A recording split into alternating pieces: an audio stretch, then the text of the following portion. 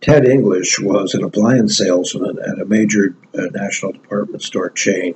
He was rude, crude, funny, clever, deeply disturbed, and an alcoholic. The store sent him to see a psychologist because he'd been exhibiting very peculiar behavior.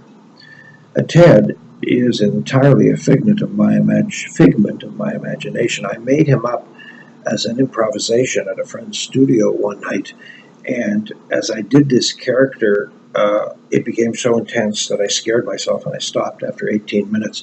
But my friend and I agreed that this was worth doing, so we offered it to the public. And our first audience was exactly one person. She was a lady with a big, thick novel and a bag lunch. And to our astonishment, she didn't get up and leave. She ended up sitting and talking to us about her father. She was very moved by this little thing. So we kept doing it, and each time I would do it, it would be another 2 or 3 minutes longer. One day I discovered a penny sitting on on the floor, and I picked it up, and this triggered a whole memory about going with my mother to the Flower Conservatory at City Park in Winnipeg and throwing money in the wishing well. In the fountain. So the thing grew to 20, 40 minutes, and eventually I did it in all kinds of places. Eventually it became an hour long. I did it on television. I did it at a theater festival. I did it in theaters all over the place. It was a wonderful, wonderful experience.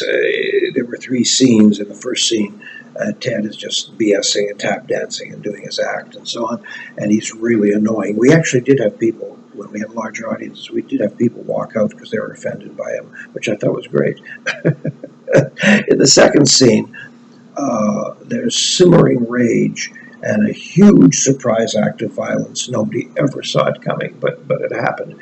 And then in the third scene, he sits quietly, and he's now been going to AA meetings for months, and so he simply tells the truth. And many friends said that this was watching the layers, like watching the layers of an onion being peeled back. I'm very proud of this work. So, Pickle, what song have you been meaning to sing? What dance have you been meaning to dance? What business have you been meaning to start? How about this question? If not now, when?